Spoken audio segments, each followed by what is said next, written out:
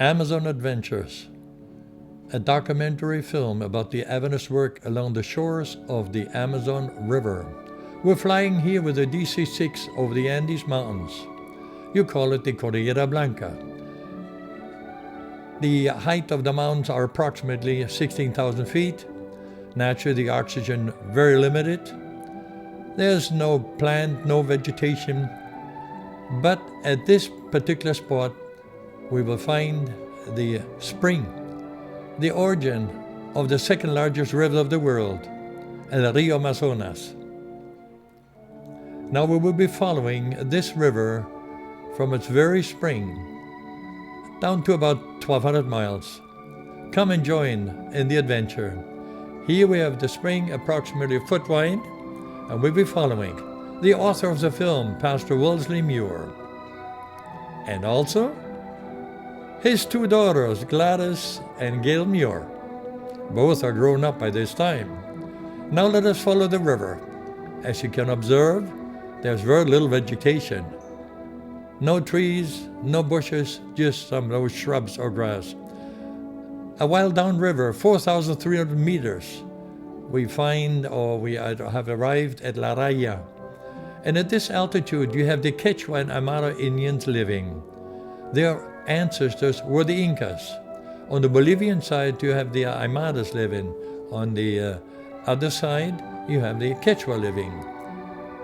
Between the cities of Arequipa, Cusco, Juliaca, we find a railroad which connects all these cities. Very exciting trip. The national church of the Roman is the Roman Catholic Church.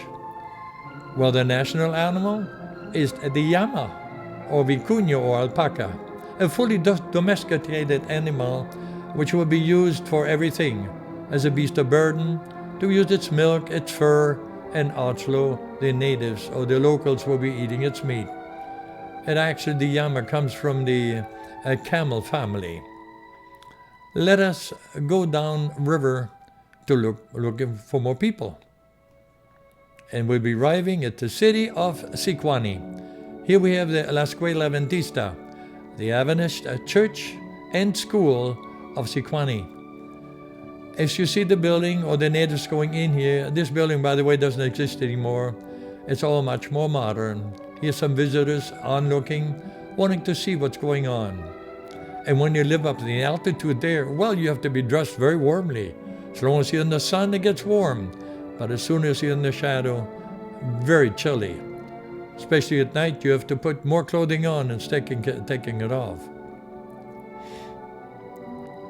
These people speak Quechua and also Castellano, or Spanish in other Latin countries. They have the same Sabbath school lesson, the same Bible as we have it around the globe. Here we're standing symbolically right beside the Vilcanota River. You see the first vegetation, some eucalyptus trees in the background, and the local congregation. Can you imagine what it would be like to be baptized in this river? A rather refreshing experience. Please observe the cleanliness of these parishioners, neatly dressed for services. Oh, these dear people loved how they sing.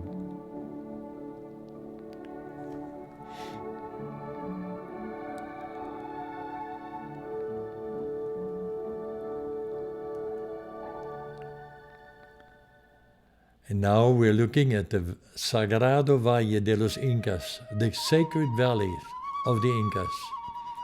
And this gentleman is using a quena, which produces a very melancholic music.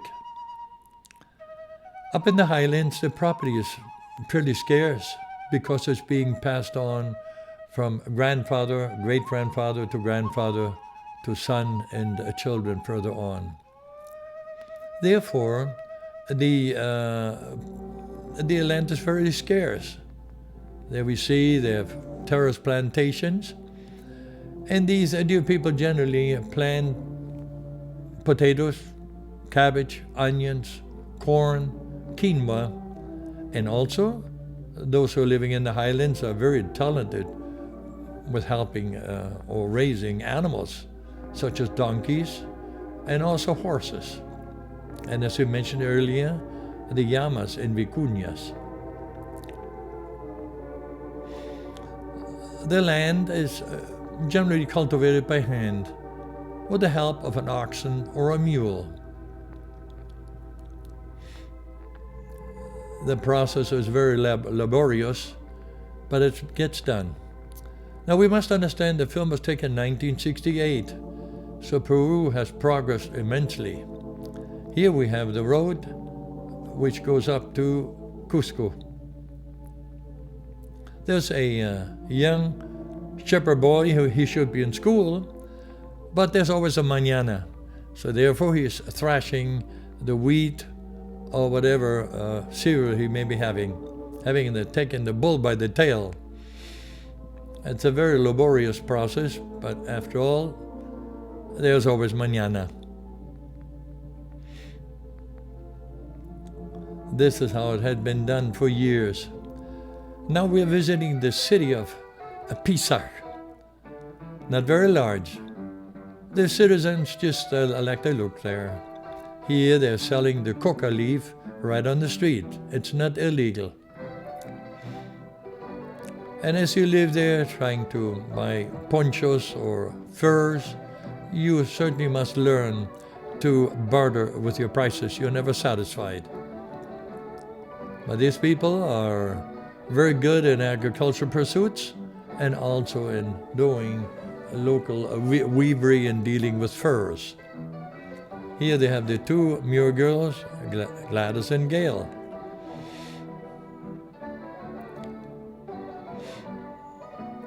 In the highlands you have diverse types of corn, or maize the way they call it, some for domestic consumption and others for animals. And also as you live in the highlands, they know how to bake a wonderful bread, you call it chuta.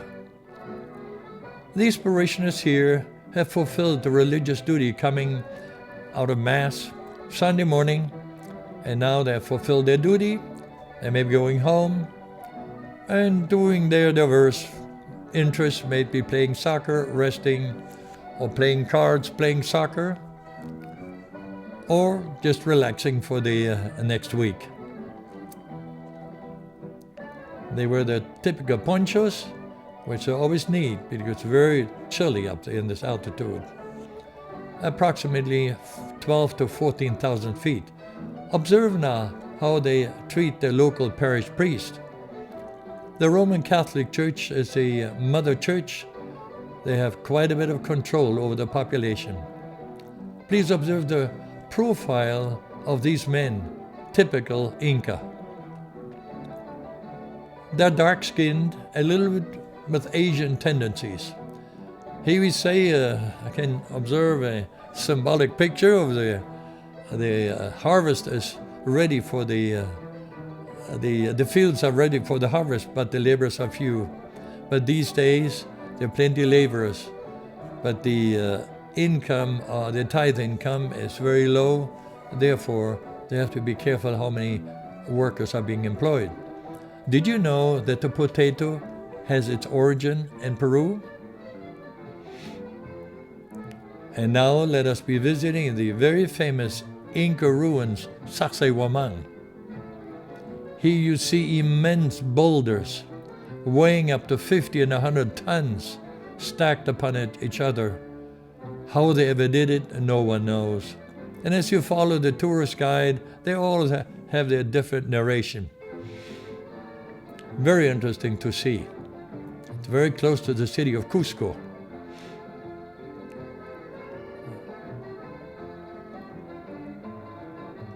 And this Quechua family is on their way to the city of Cusco to doing using the llama as a beast of burden, wanting to buy some products, some merchandise for home consumption. Viva Peru! May Peru live! This is the capital of the ancient imp empire of Tawantinsuyu. And now at this place it has grown immensely, And this scene here is not a Hollywood type of a picture. It was taken just the way the people live. These are mainly agriculture people who work in agriculture, but they've learned that if they do some selling of highland products, sweaters, or anything with what they produce, and also some fruits from the jungles, that may be a little bit easier than working behind the plow. Close by you'll find the train station, which leads toward Machu Picchu. These ladies here are selling products from the jungles, which come up from Quillabamba. You can imagine their income is very limited, because after all, they're only earning a few pennies by selling these products.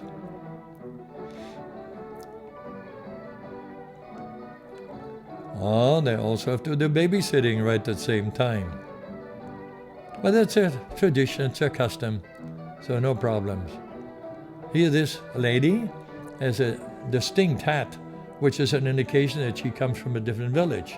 Here the Roman Church, and also the Seventh Adventist Church at that time.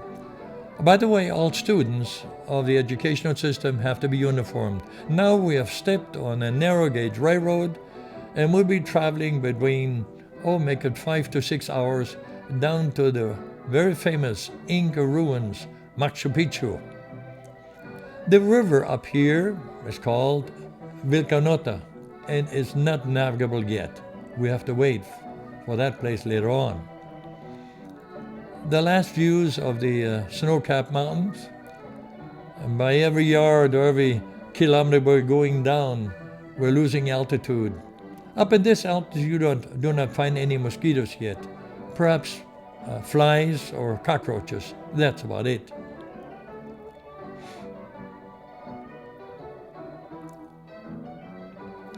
Down in the valley, the train will be stopping, and then you take a bus. I think it's about 8 to 9 kilometers going serpentine, a manner of traveling, gradually climbing to the Inca ruins, Machu Picchu, which has been standing there 800, 900 years. And no one actually knows why the Incas built this citadel over there. Was it to flee from the Spaniards? Was it because of disease? Was it a resort of the great Inca? There in the background we see the Huayna Picchu. In the foreground, Machu Picchu. Very inspirational place. Later on, the river is being called the Urubamba as it becomes wider. Here you see these rocks standing there for centuries, having passed many an earthquake, yet they're still there. Naturally, the rafters, the leaves have deteriorated, and after their discovery, they have been maintained very clean here. It's a place of sacrifice.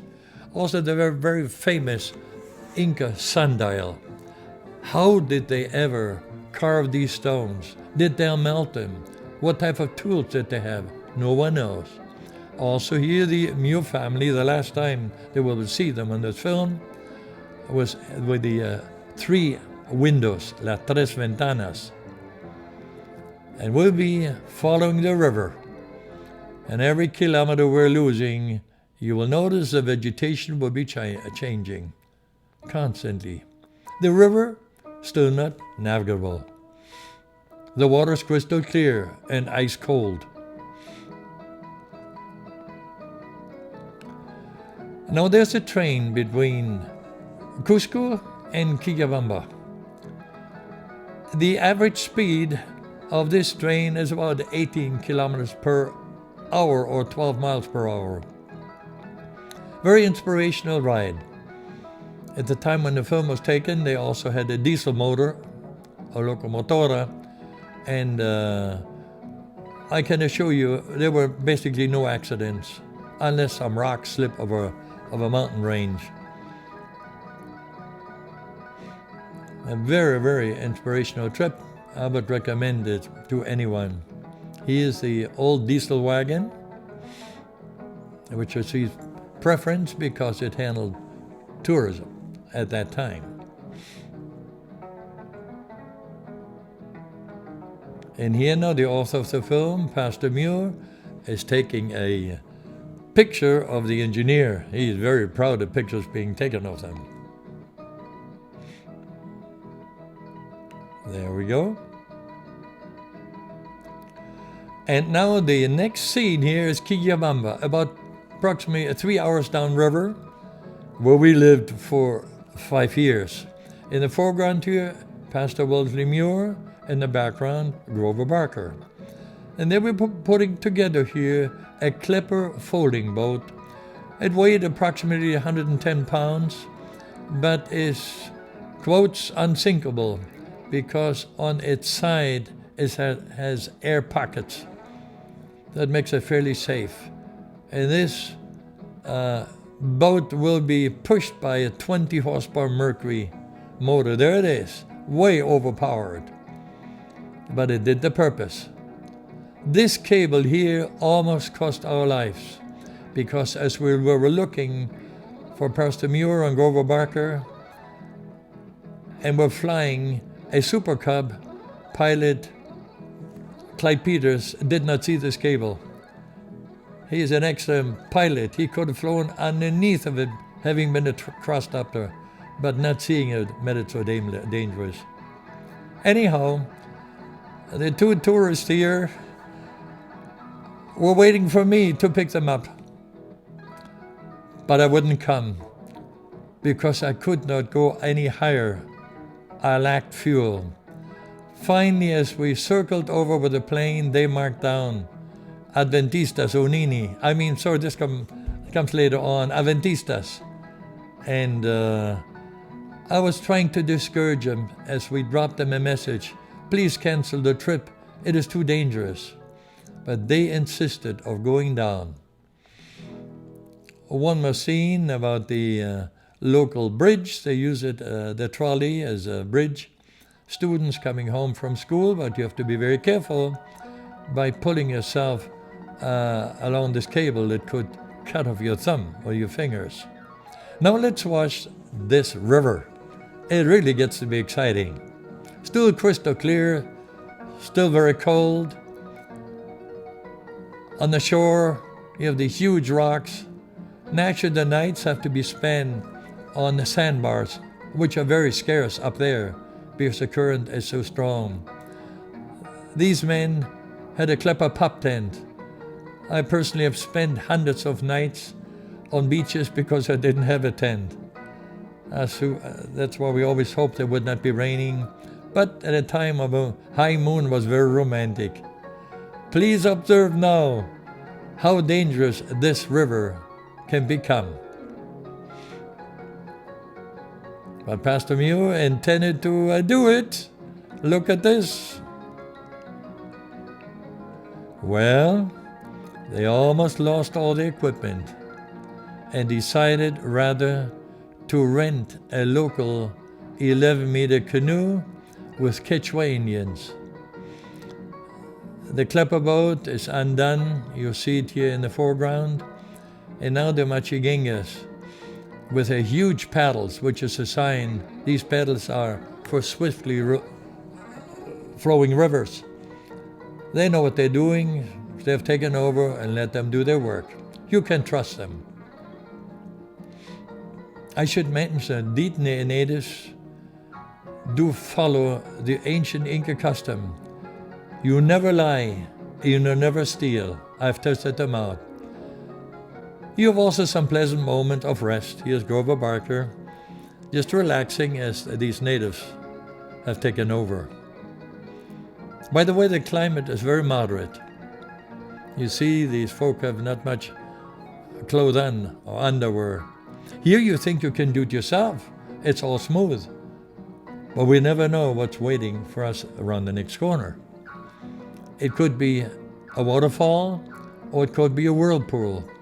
This time, it was a mestizo, a semi-white person who crossed the river and indicated that many years prior, a missionary had stopped by and told him that Jesus would be coming back. It must have been Elder Ferdinand Stahl. He had been waiting for more instruction, but it was not possible. He lived in my territory, but it would have been too expensive and too long to visit just one interested person. No, you see here, even the natives would not venture to go through these falls. When the propeller catches air once, it will not grab water again. So you have to turn the motor off. By that time you drift against the rocks. So instead of taking that gamble, they have taken a long rope along and guide the canoe carefully through the falls. They know what they're doing. All passengers have to disembark. Very exciting, adventurous. I understand that in our days now they have a regular route for tourism and hauling freight down to the village of Sipawa, which is called, oh, this place is Pongomaniki. We've been there. In fact, we drank water right from the springs. The water was coming out of the mountains. And here you see the fall where I give up. I could have made it through, but I had a limited amount of white gas for the motor, so I decided it would be wise to be waiting about 2 turns where this mountain range, the Andes, stop, and then I would be waiting until Wellesley Muir and Grover Barker would be meeting me. I waited 5 days, or we waited with my 2 guides. They didn't show up. We ran out of food, so we were forced to drift downriver, hoping that they would be catching up with us.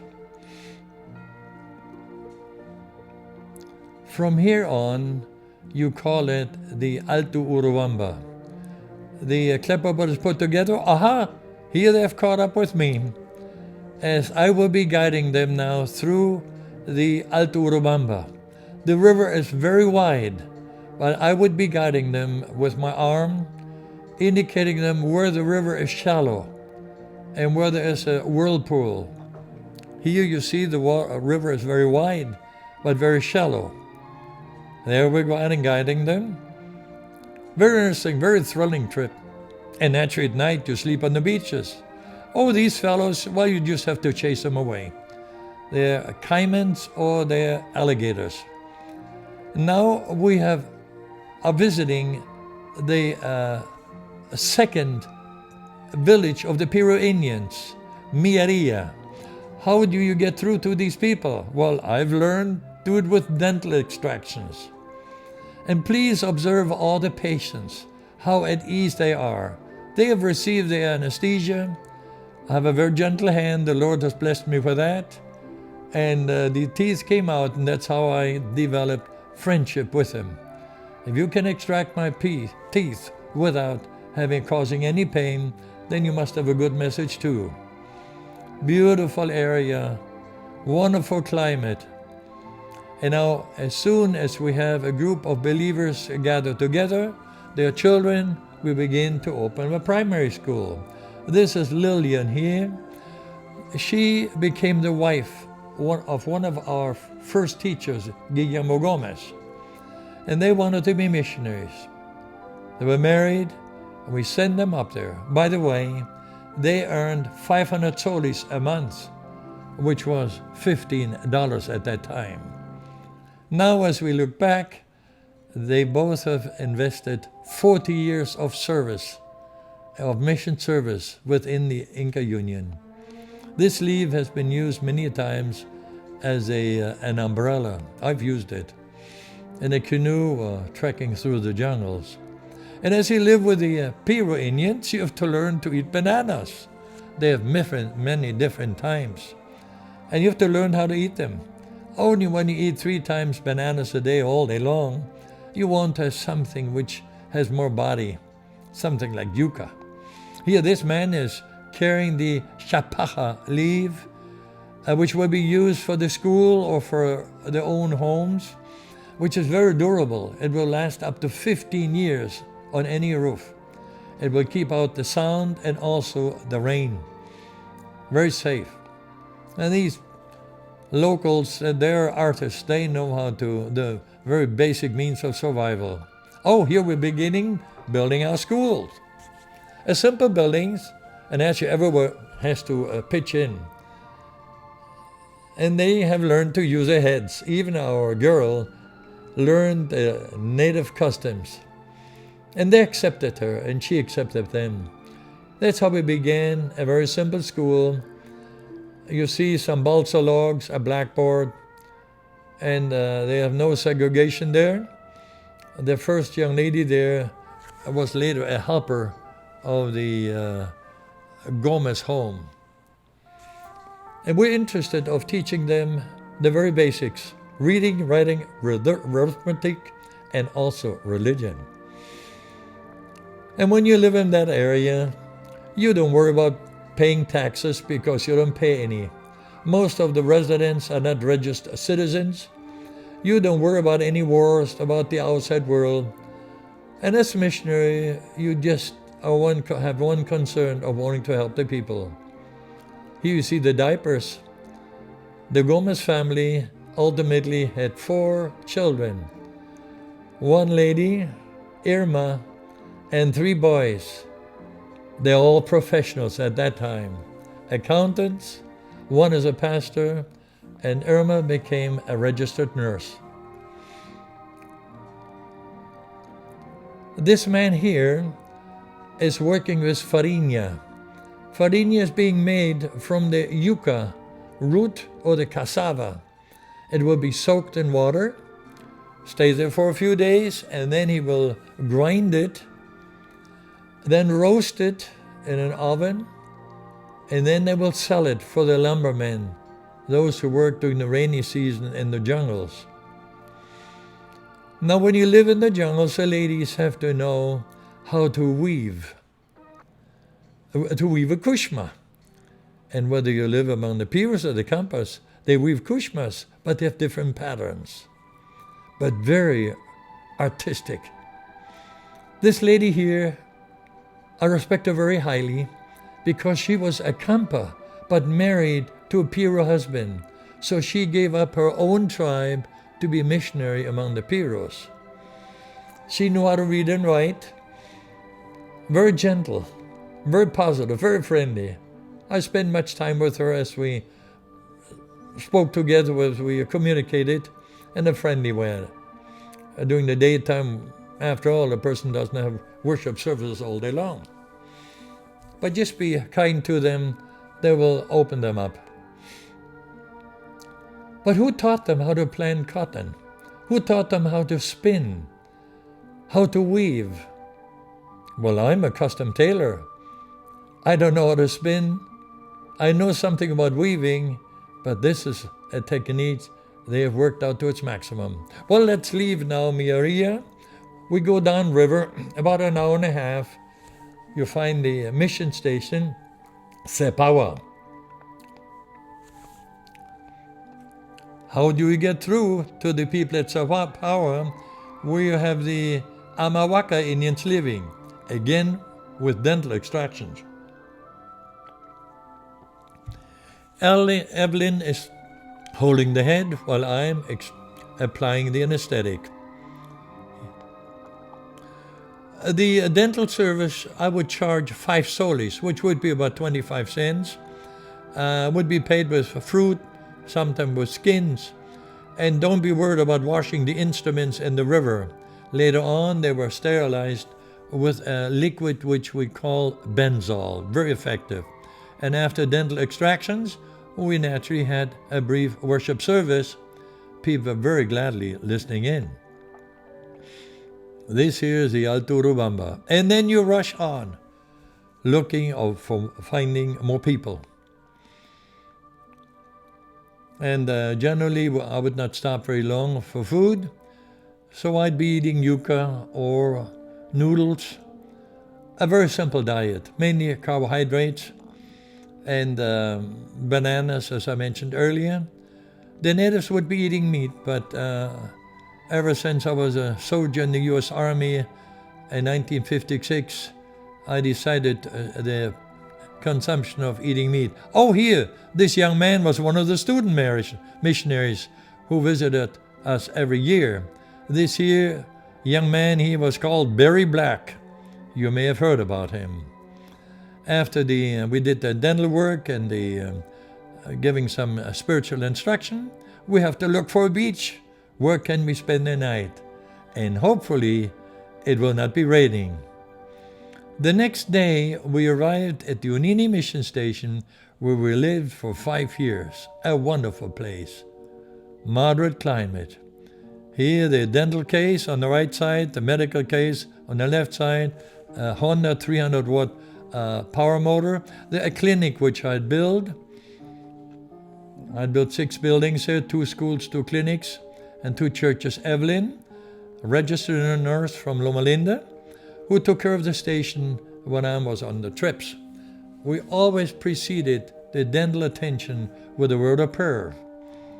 Because I know the implication, we could have a dry socket, a dislocation of a mandibular, or a reaction to the anesthetics. So we had a prayer, and notice again how carefully the anesthesia goes in. The patient perfectly at ease. Oh, this tooth is out here, no problem. You see the patient very relaxed. No reaction, no, I'm pushing the gums together and applying some cotton. I did not apply sutures because when I left, I could not extract the sutures. And now we are working on the school. There's Barry Black again. He was from Baltimore and he used to be a gangbanger, but he had to work with cement. By the way, I had a wonderful understanding with him. The young lady with the checkered dress is our daughter, was our daughter at this time in Unini. Oh, she still is our daughter and has been a missionary for many years. Up to this time, it's about 27 years already. He is the church which I built, 10 by 30 meters, and its congregation. You see how clean everything is. Everything was swept on Thursdays. Later on, every hut, every resident had running water. We even installed electric lights. There's a bulb in the center there, if you see it beside the banana plant. And there's a house, an adobe house, where we lived for 5 years. At that time, I was not ordained as a pastor yet, so Wellesley Muir had to perform the ceremony. Later on, I also baptized many people, hundreds of people. A very solemn scene. And here we see Clyde Peters, mission pilot. We will be flying into the Pajonal. What we will be flying now in 20 minutes, I had to walk by foot 10 times. Going up 3,000 feet. Very dangerous. You could find any animals, piccaries, chachavaca, ronsoco, pumas, snakes, and we just had to face the music. Sleeping at night only on the trails, crossing many narrow creeks, sleeping at night, many times started raining. It was not always a pleasure. But what we all did to find people, to spread the gospel. And by the way, we never felt sorry for having done it. But now we will be landing at the mission station Pauti. Before you can land, you have to work on the run strip. And how excited the brethren are when the Aracamentots, or when the airplane lands the first time. But you have to get out of the way. Oh, watch out, this little pup was almost being killed. Naturally, flying is a wonderful thing in the jungles, but it can be very expensive. We praise the Lord how we were protected so many times. A Super Cub 786 on the ground. The natives are very touch-oriented. They want to touch you, they touch your hair, your arms, and also the airplane. They're not dangerous people. If you see them painted with tattooing and or red paint, the achoti. All those who have clear faces now, clean faces, they are all new students. All those who are painted with achoti paint here, the red paint, these are all visitors. And now the pilot told the locals, the grass is too high. You have to cut the run strip. Well, there's no lawnmower, so many days we spend time cutting run strips with a machete. Our run strip in in Unini was 724 meters long. Represent a lot of work. Here we have Rufino Valles. He was sponsored by the Williams family, or Williamson family in Loma Linda. Dr. Jeannie Andrews, or Mrs. Williams and Walter. And Rufino, a teacher from Unini, wanted to be a missionary too. So he's teaching now his own countrymen to read and to write, to speak Spanish or Castellano, and also to learn about Pawa, which is a big god. Very simple, just some syllabus, a pencil, a ball pen, and that's about it. And they were eager to learn. Now, these young ladies, as soon as I would begin with a feminine cycle prior to our arrival, they would be given to a man as a second wife, third wife. But this we would discourage. So we told them, these young ladies, they're more interested in learning and growing up. And many of the men understood that. You do not teach only religion and culture, but also you teach them how to play. Kampas are excellent hunters. They're hard workers in their farms. But they did not have many games. So here we're teaching them London Bridge is falling down. And they don't practice any segregation. Men and children, girls and boys, they all play together. It's one big family. We didn't have a rope, so they cling to their individual bodies pulling. And they're having a good time. So it's not only working. You come close to the people.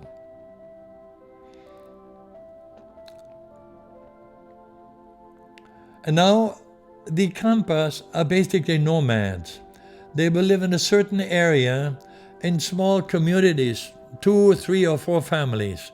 But now, since we begin with the school, well, the population increases and we lack food. So everyone has to pitch in, cutting the underbrush, then they're letting it dry, then burn the trees to plant more products. And what they do, they plant the corn, and then the yuca or cassava, and then the bananas or platanos at one time. And a local farm would last about 15 years. Then the soil would be deleted. By the way, in that area, we had about 200 inches of rainfall. And after the work, they take their firewood home. Here you have the lower plants, the yucca. Also, they plant pineapple. They call it piña. And you have to be very careful. There's snakes everywhere. On all our trips, we killed snakes every day. But the Lord has promised in Mark 16 that they will not hurt you. I've stepped on poisonous snakes, not provoking them, but by mistakes. But they never struck me, for which I'm very grateful. He is no visitor, and he wants to know what's going on. Do they treat you right? Do they beat you? Do they pay you? Do they bother the women? Do they punish the children? Or do they sell the children to somebody else? When he received a good answer, he may disappear and come back with his own family. And if not, they will not show up anymore. This lady, she could be ancient, but only about 45 to 55 years of age. Their longevity is very short because their body is constantly exposed to nature. They have a deficient diet. That's one of the things we to teach them, to have a more balanced diet. And by the way, we have to teach them that they should work 6 days and then rest the 7s. Because their habit was to work maybe 2 and 3 days and then just rest and play. So, and here now, one of the locals, fine lady. Oh, by the way, the house in the background, this is how they live. And you, as a missionary, you have to sleep right with them, right there beside the fire. You chat in the evening and keep your feet warm, holding them against the fire. But not everyone has been given the talent to adjust to other circumstances of life. please read Philippians 4:13. And Paul expressed it. He had learned to be lived in prosperity and also in, call it poverty or necessity. And we had learned that too. Whatever circumstance we're in, we adjust. Where other people live, we can live too. To weave a kushma like this takes about a month. Aha! She is noticing that you must be taking a picture here. And how happy they are when they see their own photograph later on, their own picture. Now you have one chance to get that out of pouty. If you don't make it the first time, well, there's a mountain waiting for you. So you have to be very careful with how much weight you take along, how many passengers, or regular weight. We'll be flying approximately, make it 15 minutes, 20 minutes, and we're flying over to Tsiuwintini, where this plane is landing here. When I arrived there the first time in 1964, there were tall trees, but the natives wanted to have a school there. All these trees were felled. We only had machetes and a couple of axes, 3-4 axes, that was all. But everyone pitched in. They helped out, men, women, and children alike. But I have to confess, the food was extremely simple. We had only sugar cane, pineapple, yucca, and maybe a papaya, nothing else. Naturally, the natives, they would kill a bird or whatever animals, or deer they might find. But I lacked them protein. So after a year or two, I learned to take peanut butter along, or just nuts, which helped me to get my protein, or also having eggs. Here's Daniel. He also was my guide on one trip, but later on he passed away. So you never know. These people don't get very old. There's Lucia, and there's Susanna. These maybe are teenage girls. You notice the Asian appearance. This young fellow is pulling on flowers, which came from Loma Linda, California. And here you see a young lady. She had finished her primary school at our station at Unini. And now she had received the inspiration, I want to be a missionary too. Would we want to send our 16-year-old young daughters to be living among these people? Margarita Dickes did it. She went out there, and please observe how clean the hair are now. It's just little things you have to observe. The only complaint we have had about her, not morality, but she became very domineering. Before school, you always have a prayer.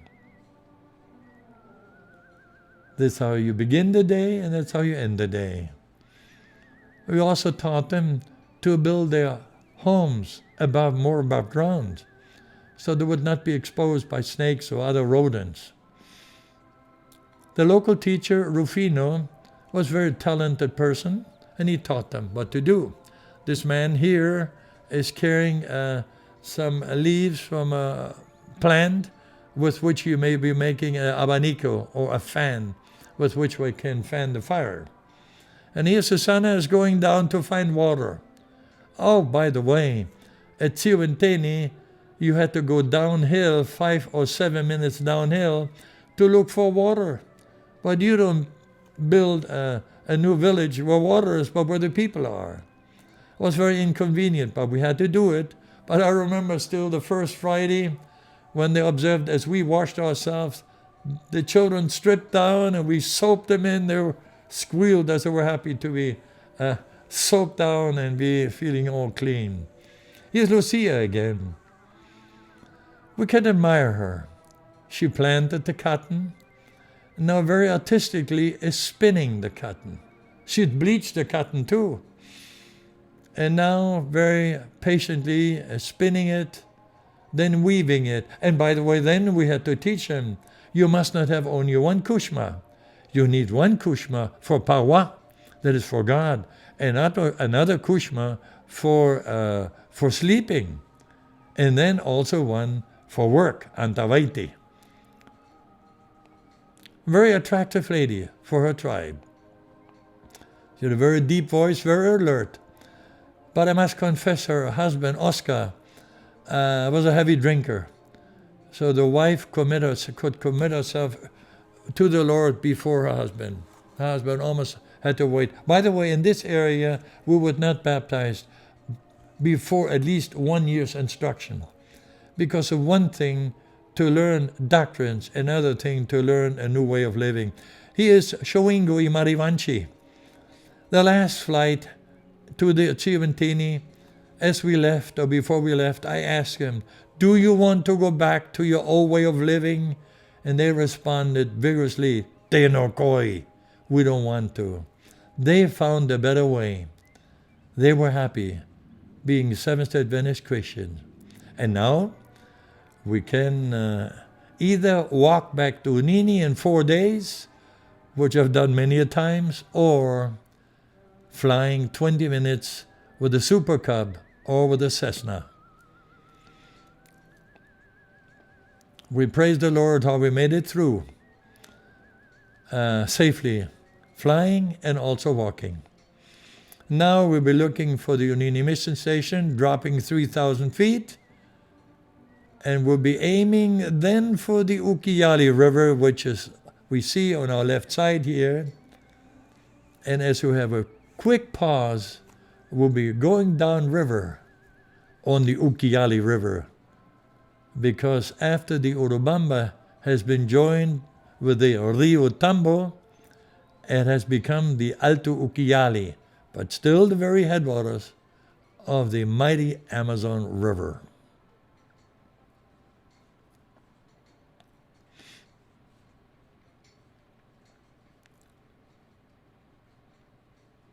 And now, after having landed at Unini, Wellesley Muir and Grover Barker are planning to go by themselves downriver. This is the only scene which I took. Oops, there's an alligator slipping into the river.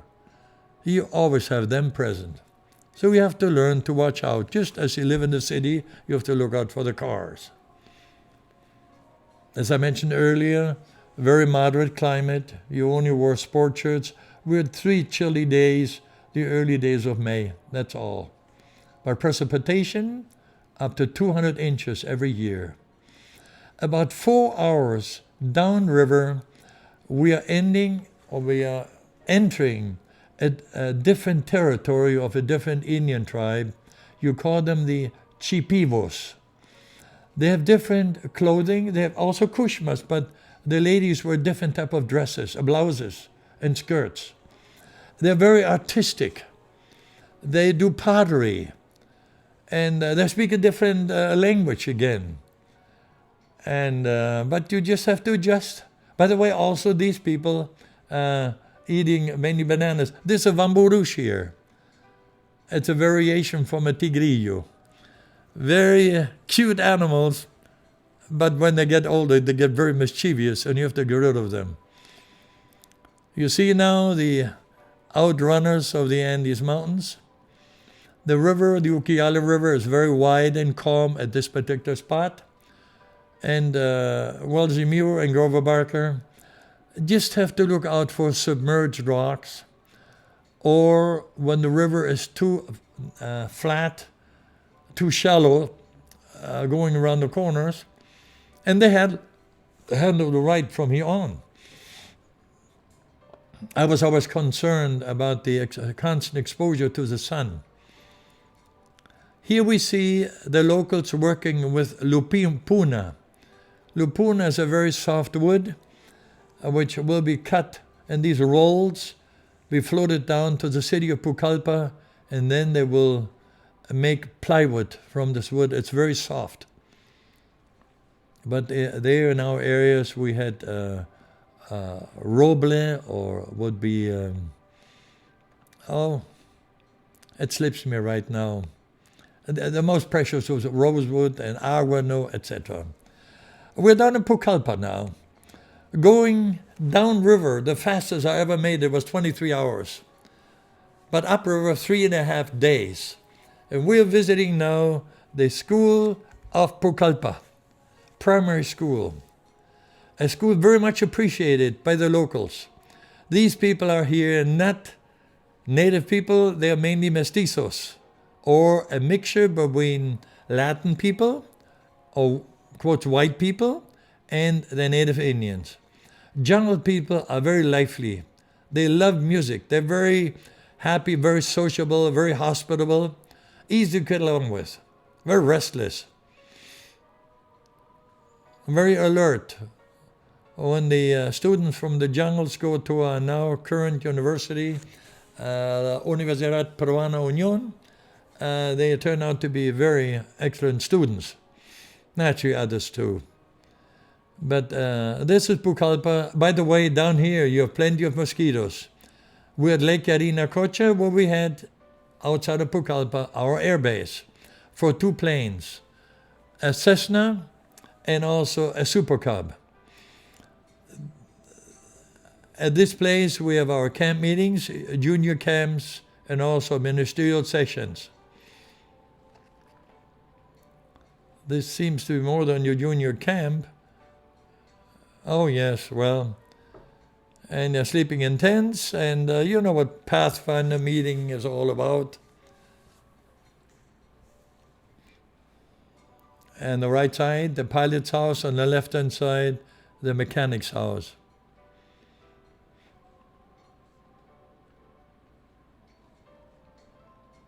Here we see an iguana. They're not dangerous. This creature is just having his lunch up there with the termites. And as you live in the jungles, you just have to, you're more attentive to sounds.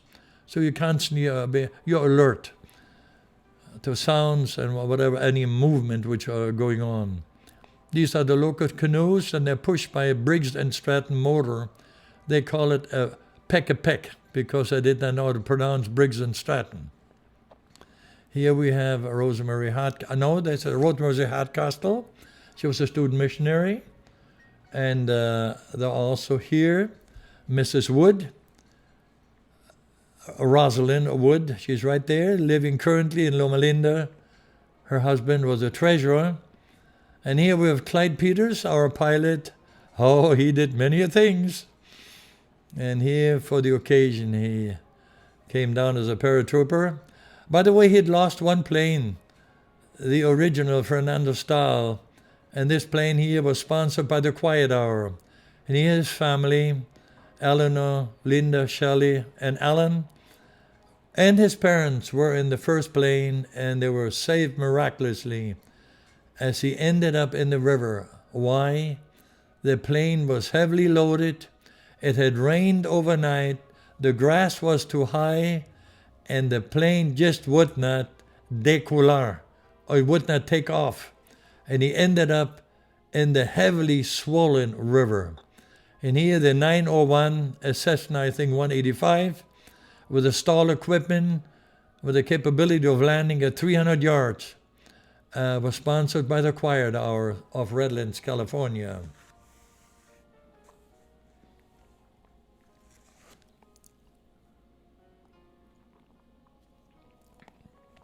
You might notice now the profile of these people. Here, first of all, the clothing again. You see, there were different type of clothing. And here, this too should be pushed in. Well, anyway, he learned how to extract many teeth too. And later on, you will see he does an excellent work with an elevator. Ambulancia Aérea. This plane did a lot of wonderful work. The first time when it came down here, Pastor Bob Seamount flew it, etc. Here we see the ladies now, and when you extract teeth, you touch the forehead of the children, of the adults. The forehead is all flat. When they're young, they put a board on the forehead, and that gets very flat, makes you feel very uncomfortable.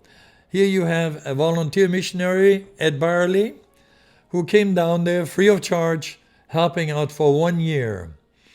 Anyone who has come down helping mission work never repented it.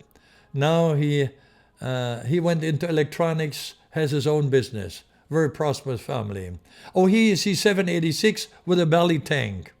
That's how Clyde or other pilots would be hauling fuel to the different mission stations. When they had more weight capacity, they would fill it up and take it to the different station, or even kerosene. So you try to make use of this. Church also was built down there. And now we'll be flying to the Brazilian border, to the Yaguas. They look like compass, but their posture, their way of walking, their kushmas are much darker, in fact black at times, and they have their own way of living. But naturally, they're still jungle people. They're peaceful. Whenever Clyde or any pilot would be landing, or any missionary, any other activities is being canceled, and the teacher may receive his wage.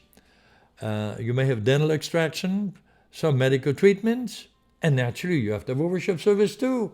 It doesn't matter which part of the week. The brethren are always glad to come together. Clyde Peters had learned to take his trumpet along, and he played a couple of tunes, which was a new experience for the locals. And he even then later on began preaching a short sermonette, wanting to serve. So his flight would not only be for purposes of medical treatments or financially. And you were a very attentive congregation.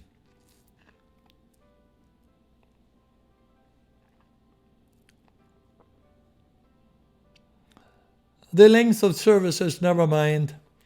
Whether it's half an hour and a half, they're always happy. Right in the center of the village, we always had the airstrip. So everything has to be kept clean. Now, chicken or turkeys or whatever. Here, Clyde is using, again, a dental instrument. This time, he's using an elevator. With this one instrument, you can extract any tooth out of the mouth. There we go. There's an excellent job right there. Naturally, every dentist or a medical person has a different touch. Oh, observe this cutie here. She is having some tourists up there in her hair. Hi. Oh, the other patients looking on.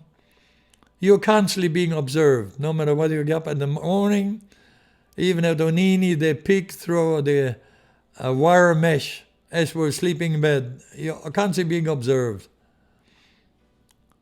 But notice their faces are more on the lighter side. It's again, or brighter side, it's a different a native group.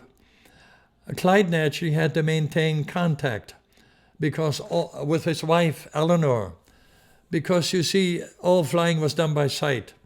At that time, there were not any radio beacons. The communication very limited. While currently you have radio service, telephone service, it's outstanding. Peru has progressed tremendously. But at that time, he needed to communicate with his wife and, if possible, staying close to the river so that he could land on the beach in an emergency. And later on, you will see it's at times much safer to land on the beach with narrow, small rocks. These were the here's a beach where we landed on many a times. You only have to look out for driftwood, and then if the pebbles are not too large, it's a very, very shaky, very exciting landing, but at least there's no animal, there are no people, etc. Now he circles around the village once or twice to let everyone know, come home from the farms. We're here to be serving you medically or spiritually. This small village you call La Boca de Santa Catalina, the mouth of the Catalina River. Tiny river, tiny canoes. I even would have a rough time sitting in them. I would be tipping over. Oh, not all of the residents were church members. In fact, this man had this garbage disposal down below. They would eat his garbage, and then when they have finished, he would be eating these pigs.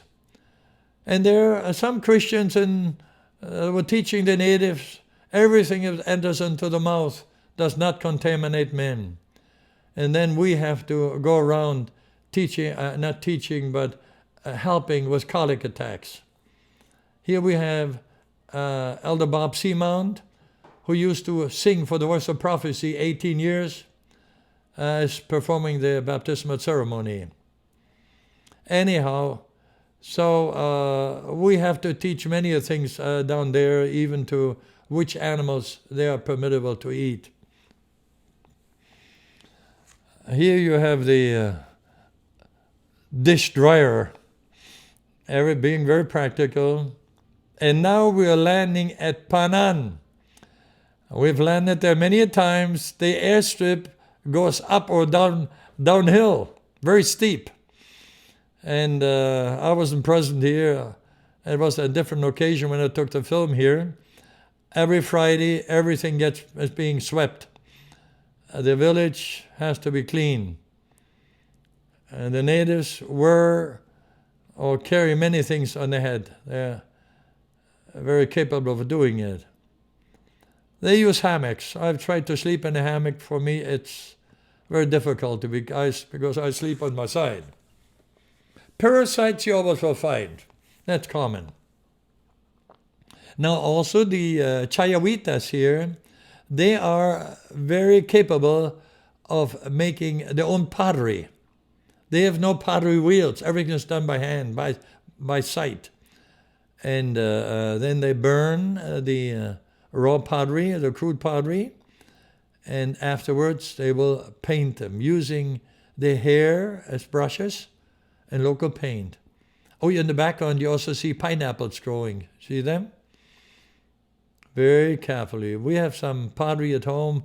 They do it very artistically. Oh, this must be Friday, because you see everyone is coming home. Some of the children even naked. The lady is not too heavily dressed. Must be Friday, coming home, getting ready for Sabbath.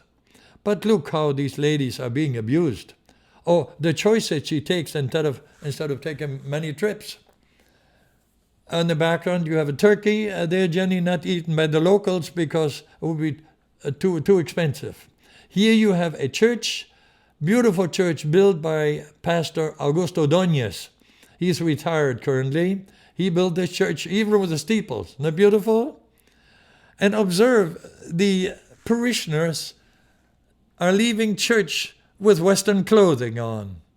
Well, actually, that's Dorcas clothing, which came possibly from California, or from other states, or from Canada. And they prefer the clothing because it's much lighter, more practical.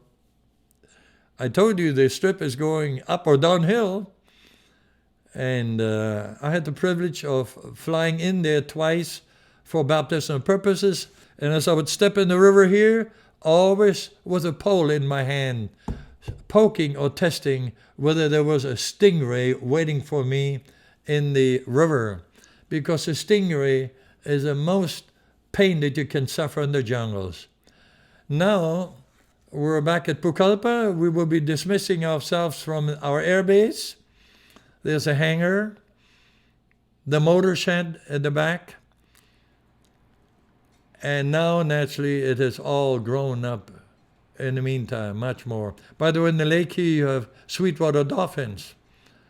Oh, one more scene here. Clyde Peters is teaching Rosemary Hardcastle, who came from Pacific Union College. She's learning the position of extracting teeth. You never know when it will rain. It generally rains at noon. Doesn't have to rain very long, half an hour over with. The air is fresh and clean again, and it cools down. But the rainy season generally is from, I would say, November to February. Now we have stepped into a Japanese prop jet, and we'll be flying about an hour, well, maybe a little bit less, down to Iquitos, Peru, which is still now the Bajo Ucayali, which used to be a town where they would export oils, skins, exotic animals, but now it has become an oil town. to build a rod strip there was very expensive because there are no rocks. It's all sand in the area. So all the rocks had to be imported from upriver. Very costly. But now they have an international airport. And so Peru has grown immensely. This, by the way, is the most expensive place to live. It's very costly. But we'll have the privilege of landing for the last time in Iquitos, Peru.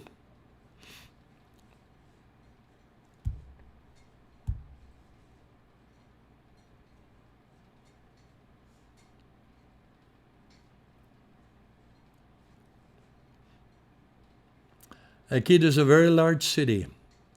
Currently it has power 24 hours, but at that time, no. There used to be the East Peru Mission. Now the mission is in Pucallpa. How do you reach these people? Well, with the voice of prophecy, 5-day plan to stop smoking, the voice of youth, with the medical work. In Iquitos, Elder Stahl, Ferdinand Stahl, established a clinic. You call this clinic now La Clínica Fernando Stahl. The clinic that you are seeing here, right here, does not exist anymore. Now they received a donation from a foundation, I think from Denmark or from the Nordic country, and they have a modern hospital now. He is Dr. Gordon Jukes, who used to work there with his wife and daughter. His wife Arna, there's Arna coming. She's also a nurse, registered from took education, both took education in Loma Linda, California.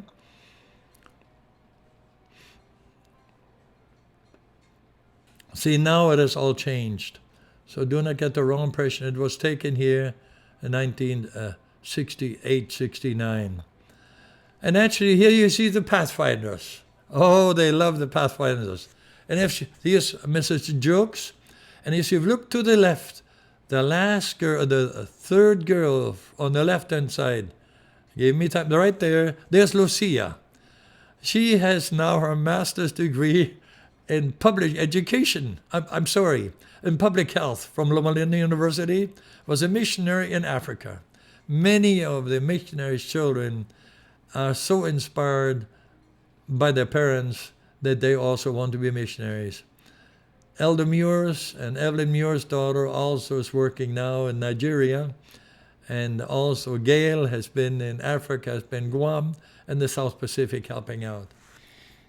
And also our daughter, a missionary for many years. And here now you see the students, as I mentioned earlier, they're always in uniform, very neatly. You will find basically no obese people in the jungles. You eat many carbohydrates, you're physically too active. As I indicated, they're very restless people, very lively, very bright. And they will be going now to, going on top of a raft where you find these precious woods. Oh, here it is. I was looking for the word, it's oak. Roble, you call it in Spanish, oak or mahogany, rosewood, very precious wood. They are floated down from upriver, and here they're taken to sawmills, and then they will be taken, guess how, with overseas ships which arrive up to Iquitos. As you look, concentrate in the back, do you see the white spot there on the horizon? That's an ocean liner which comes from Europe or Asia. And they will be exporting these precious woods, animals, or whatever they find. So here the Ucayali River is a mighty river. Oops! There we find a boa constrictor. Don't you worry. This creature will not bite you. It will only hug you. So you have to watch out for these. So when you live in the jungles, you have to be careful wherever you go. Again, the port of Belém in Iquitos. People live in boats there or on houses which are built on 55-gallon gasoline drums or on balsa raft. and then they change the balsas periodically. The river, by the way, is used for everything. You notice the jungle people are very clean. You see their clothing very white on account of the perspiration and the temperature, the humidity. They take baths very frequently. They're very clean. But the river is also used to wash their clothing. Also for drinking purposes, to wash the motors. Well, in the bathroom, well, same place. So I would never touch the water. Once I floated downriver because a motor had broken from Monini to Pucallpa. 2.5 days without water. We were suffering until we finally found the beach where we could boil our water. But anyway, this is a life that you live there. By the way, all people know how to swim there, no problem. While highland people, the Aymaras or Quechuas, most of them have never immersed their body in water completely because it's far too cold. It would be too dangerous, health-wise.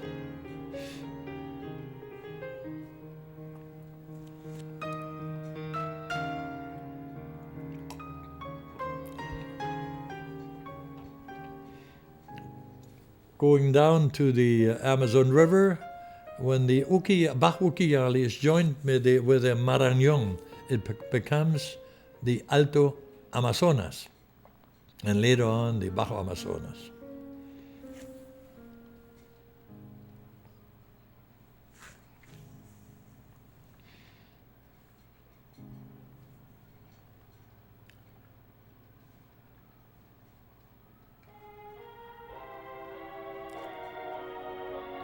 Well, don't worry about this little boy.